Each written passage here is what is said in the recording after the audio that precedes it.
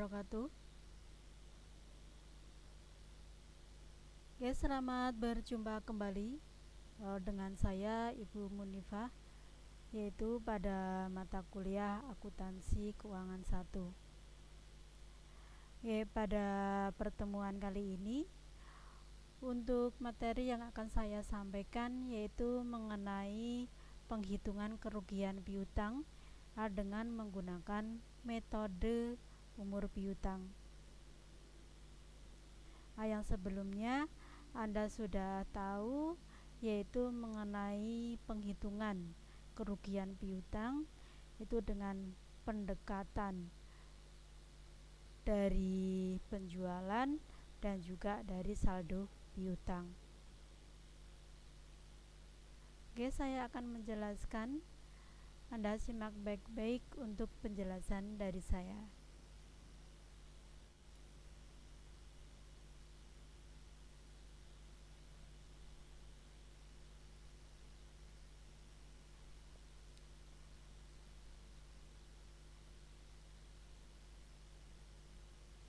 Oke, untuk tujuan Anda mempelajari yaitu penghitungan kerugian piutang dengan menggunakan metode umur piutang, yaitu supaya Anda semuanya itu mampu memahami yaitu maksud dan tujuan dari penggunaan metode umur piutang.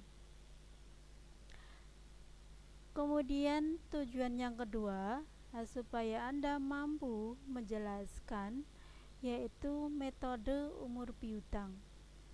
Itu metode yang seperti apa? Yang ketiga, Anda mampu untuk menganalisis yaitu metode umur piutang.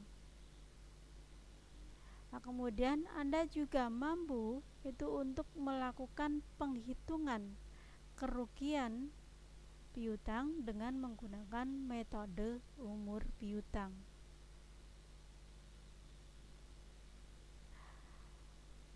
Oke, sebelumnya saya jelaskan dulu yaitu mengenai metode umur piutang. Itu metode yang seperti apa? Umur piutang itu adalah suatu jangka waktu itu sejak dicatatnya transaksi penjualan sampai dengan saat dibuatnya daftar piutang.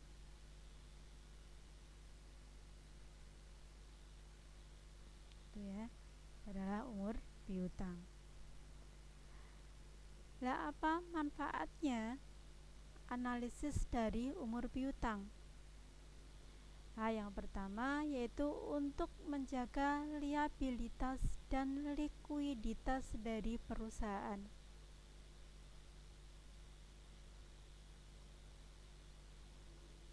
Yang kedua, supaya perusahaan itu dapat memperkirakan jumlah dan waktu jatuh tempo piutang.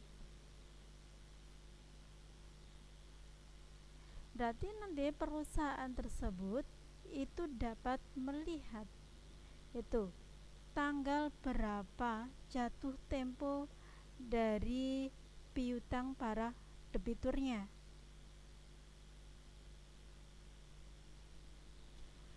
Kemudian manfaat yang lainnya yaitu untuk menentukan itu jumlah kerugian piutang akibat adanya piutang yang tidak dapat ditagih.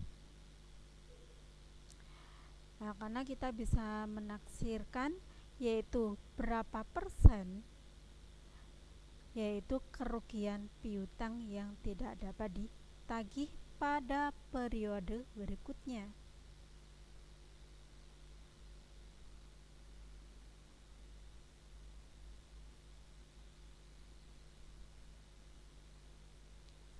Nah, cara penaksiran dengan analisa umur piutang, yang pertama Anda kelompokkan dulu yaitu piutang-piutang mana yang belum jatuh tempo dan piutang-piutang mana yang sudah jatuh tempo.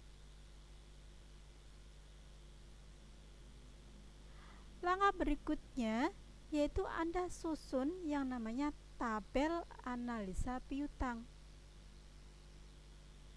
yang jatuh tempo dan yang belum jatuh tempo.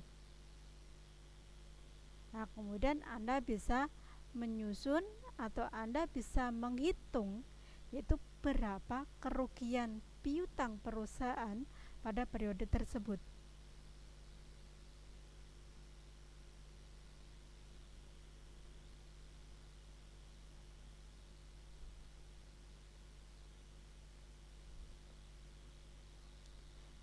Nah, bagaimana cara kita mengelompokkan piutang yang jatuh tempo dan yang belum jatuh tempo? Itu ada kelompok piutang lancar.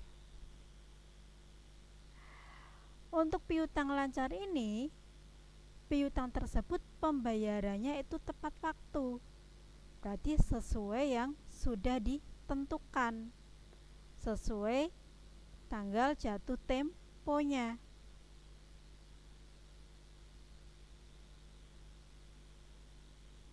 Berarti kalau tanggal jatuh temponya tanggal 20 Agustus, ya debitur tersebut membayarnya sebelum tanggal 20 atau pas tanggal 20.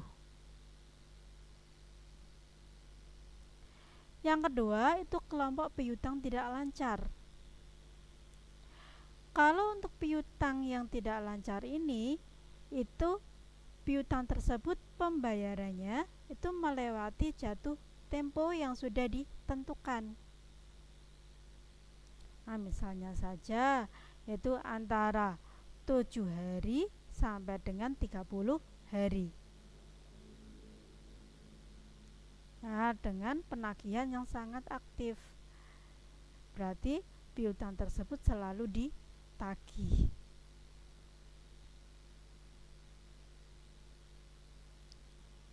Kemudian ada kelompok piutang macet.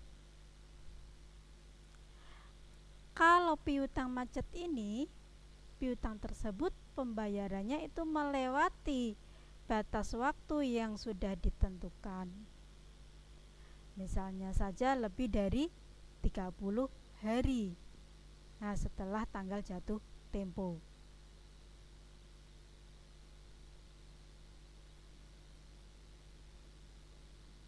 Nah, contohnya kok tanggal jatuh temponya itu tanggal 1 Februari. Nah, tetapi sampai tanggal 1 Maret debitur tersebut belum membayar.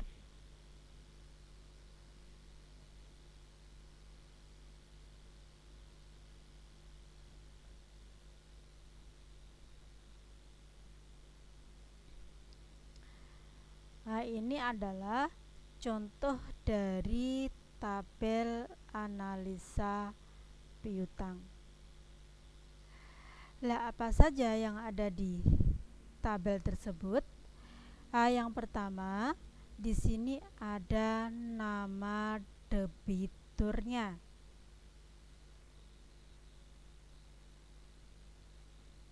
Ya.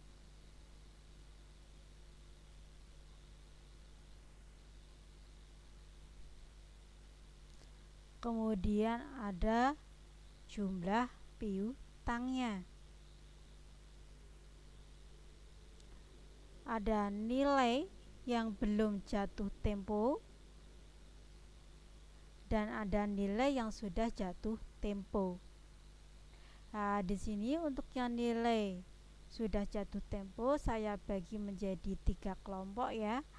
Ada yang jatuh temponya 1 sampai 30 hari, ada yang 31 sampai 60 hari, dan ada yang lebih dari 60 hari.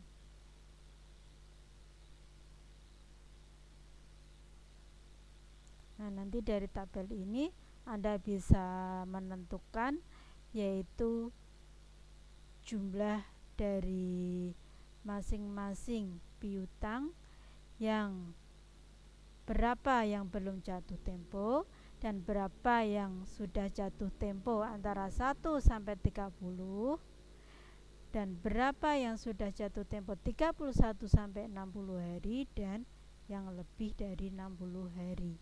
Nanti akan kelihatan di sini ya piutangnya berapa.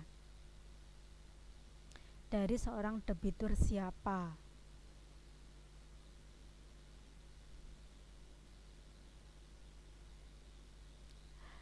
Nah, untuk menghitung umur piutang itu kita dapat melakukan dua cara. Itu ya. Untuk cara yang pertama yaitu umur piutang tersebut dihitung dari tanggal jatuh tempo ke tanggal 31 Desember. Nah, kenapa? Nah, karena mungkin saja terdapat piutang yang belum jatuh tempo. Nah, makanya biasanya pengelompokannya itu meliputi piutang yang jatuh tempo dan yang sudah lewat waktu atau yang sudah jatuh tempo. Kemudian cara yang kedua yaitu umur piutang kita hitung dari tanggal faktur ke tanggal 31 Desember. Nah, karena untuk umur piutang itu dihitung dari tanggal faktur. Nah, maka umumnya pengelompokan umur piutang itu berdasarkan jumlah hari. Ya, berarti yang jatuh temponya 1 sampai 30 hari berapa, 31 sampai 60 hari berapa, itu menggunakan hari. Ya.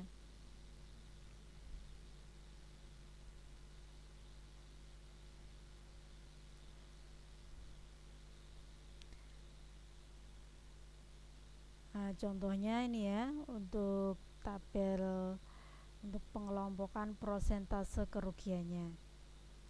Nah, di sini umur piutang, prosentase taksiran kerugian piutang belum jatuh tempo 10%, yang lewat waktu 30 hari 15%, yang lewat waktu lebih dari 30 hari 20%. Berarti semakin lama debitur tersebut tidak membayar, maka untuk prosentasenya semakin besar. Nah, bisa Anda lihat ya, yang lewat waktu sampai dengan 30 hari itu kan 15%. Tapi kalau lebih dari 30 hari itu 20%. Ya, berarti semakin lama maka prosentasenya akan semakin tinggi, semakin banyak. Itu kalau kita menggunakan metode umur piutang.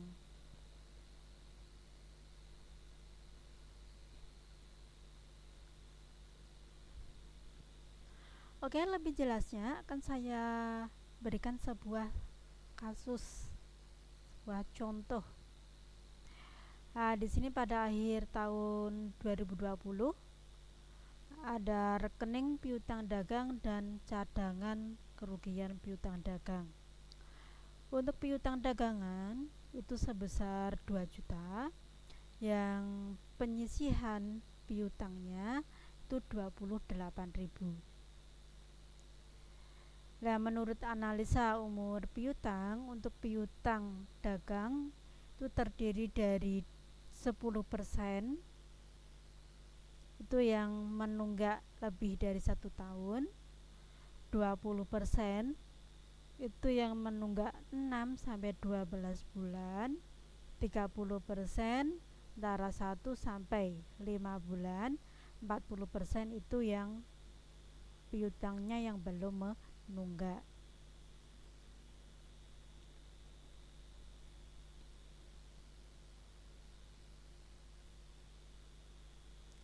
Nah, ini adalah prosentase kemungkinan tidak tertagihnya piutang. Nah, kita akan menghitungnya dengan menggunakan analisa umur piutang. Nah, di sini ya yang menunggaknya lebih dari 1 tahun 10%, Yang 6 sampai 12 bulan 5%, yang 1 sampai 5 bulan 0,5%, yang belum menunggak 0%. Ya, berarti semakin lama maka prosentase kerugiannya akan semakin besar.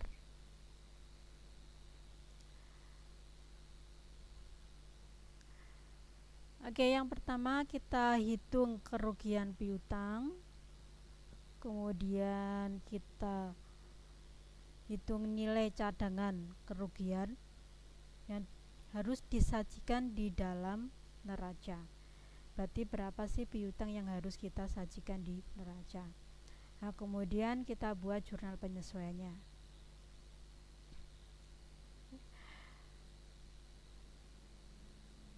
Bisa kita lihat di sini. Karena di sini untuk piutangnya itu masih dalam prosentase ya, maka kita hitung dulu yaitu piutangnya untuk masing-masing periodenya. Nah, berarti nanti kalau yang lebih dari 1 tahun itu piutangnya 10%-nya dari 2 juta. Kalau yang 6 sampai 12 bulan 20%-nya dari 2 juta. Yang 1 sampai 5 bulan itu 30%-nya dari 2 juta. Yang 40% yang belum menunggak itu 40%-nya dari 2 juta. Oke, kita akan menghitung berapa kerugiannya selama akhir tahun 2020.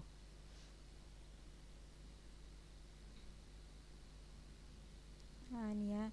Ini berarti untuk piutangnya yang menunggak lebih dari 1 tahun itu 200.000, 6 sampai 12 bulan 400, yang 1 sampai 5 bulan 600, yang belum menunggak 800. Nah, ini kalau kita total pas 2 juta. Kalau sudah ketemu piutangnya, baru kita kalikan dengan prosentase taksiran kerugiannya. Nah, ini ya, di sini ada kelompok umurnya lebih dari 1 tahun. Berarti piutangnya tadi 200.000 ini ya. Kita kalikan dengan prosentasenya 10%. Ini kerugiannya 20.000.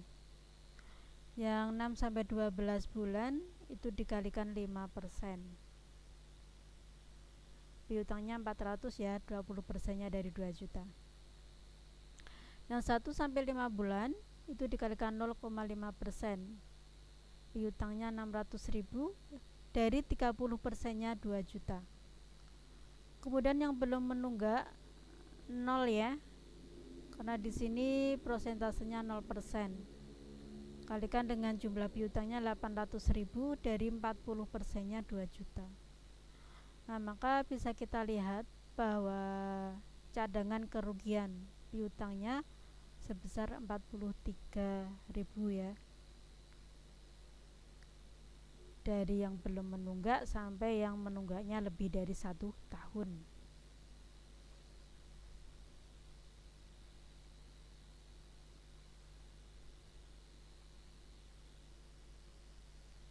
Nah, kemudian kalau kita ingin menyajikan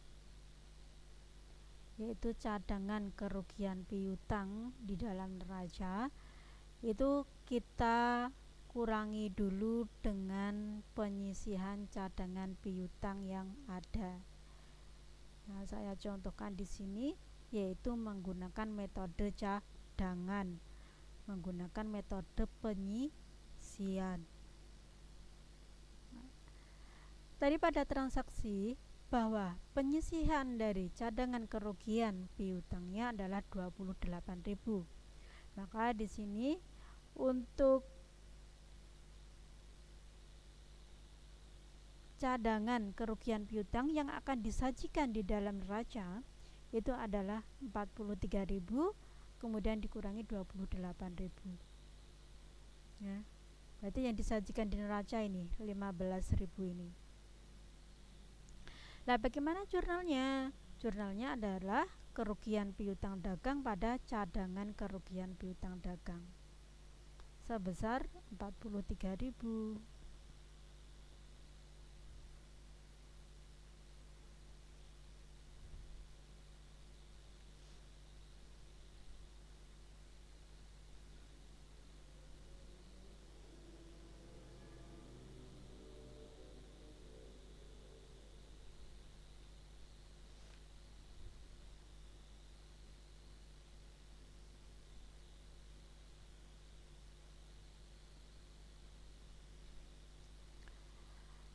Oke, sudah saya jelaskan ya mengenai penghitungan kerugian umur piutang ya, menggunakan metode umur piutang. Nah, untuk evaluasi Anda, ini saya akan kasih tugas Anda. Di sini ada 3 soal. Dan nanti Anda kerjakan di Microsoft Word ataupun Anda kerjakan di kertas. Kemudian nanti Anda kumpulkan di Classroom ya. Nah, di dalam folder tugas 2.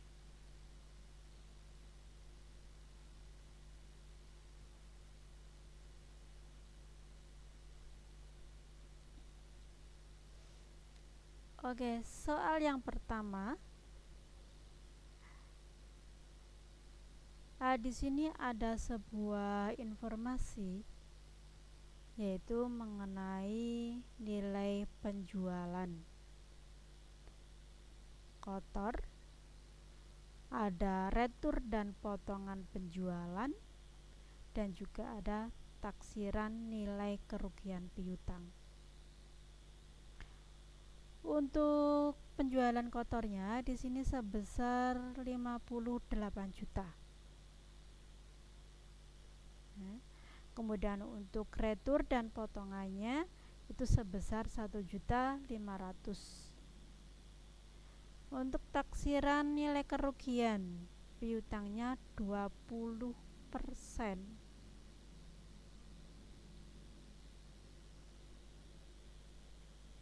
Oke. Tugas Anda yaitu Anda hitung berapa nilai kerugian piutang berdasarkan nilai penghasilan kotor. Itu untuk yang poin A. Untuk yang poin B, kalian hitung yaitu nilai dari kerugian piutang berdasarkan nilai penghasilan bersih.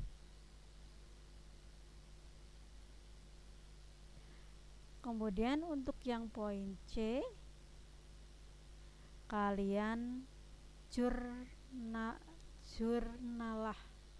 atau kalian buat jurnal penyesuaian dari poin A dan poin B ya. Ini sudah saya jelaskan. Kalau dari penghasilan kotor gimana rumusnya, kalau dari penghasilan bersih gimana rumusnya.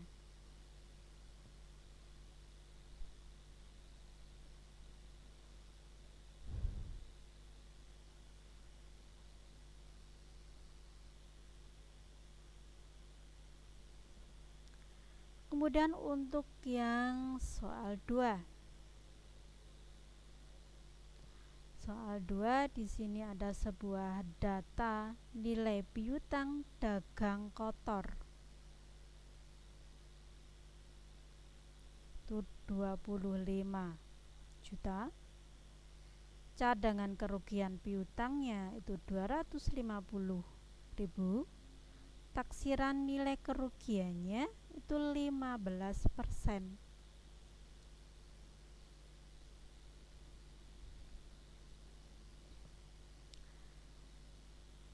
Tugas Anda hitung yaitu nilai kerugian piutang berdasarkan nilai piutang kotor.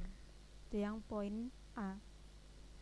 Yang poin B itu dari nilai piutang bersih.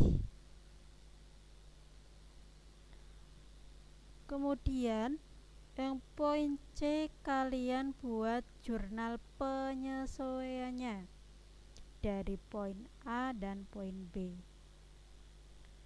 Ya, berarti yang soal 1 itu dari nilai penjualannya, kalau yang soal 2 dari nilai piutangnya.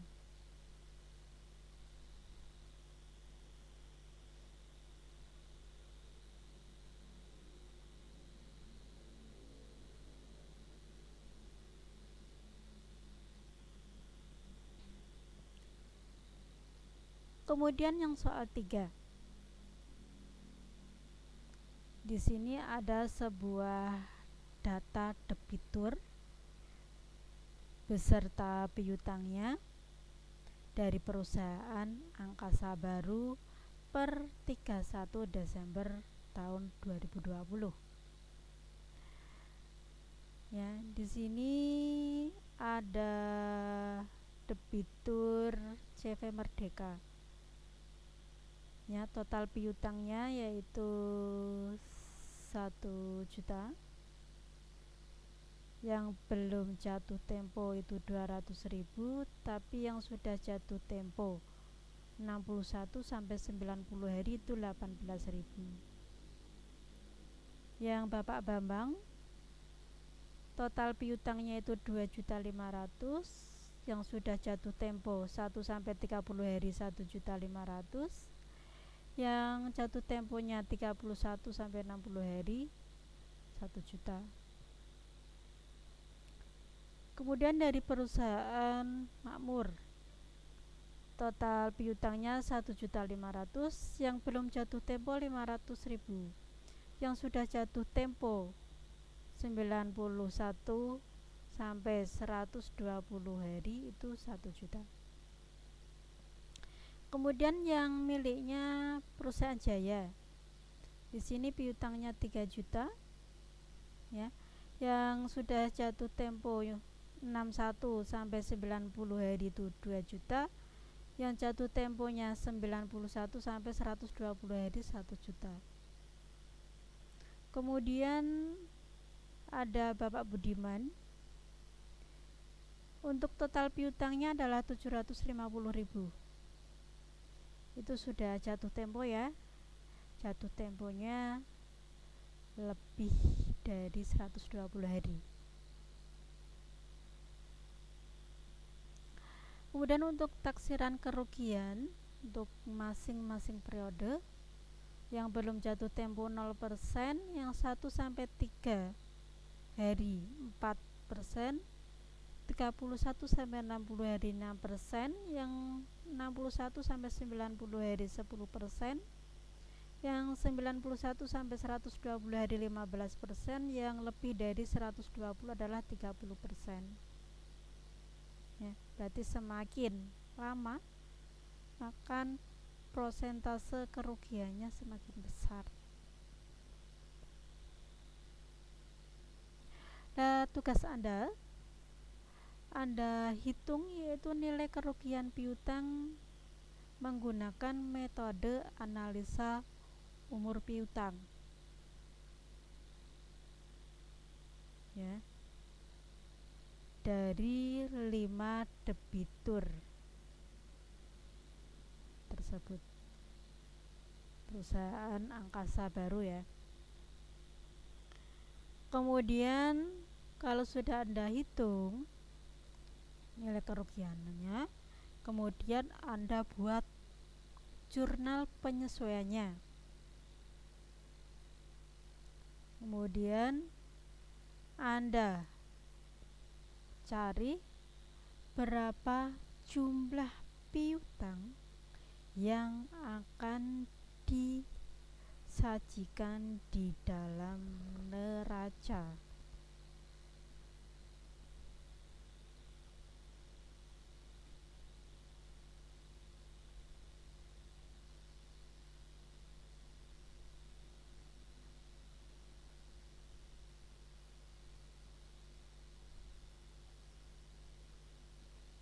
C itu ya. Itu tugas Anda dari nomor 1 sampai 3 ya. Anda kerjakan di buku atau di Microsoft Word. Nanti untuk hasilnya bisa Anda kirimkan di Classroom ya. Selamat mengerjakan. Saya akhiri untuk kuliah online pada pertemuan hari ini. Wassalamualaikum warahmatullahi wabarakatuh.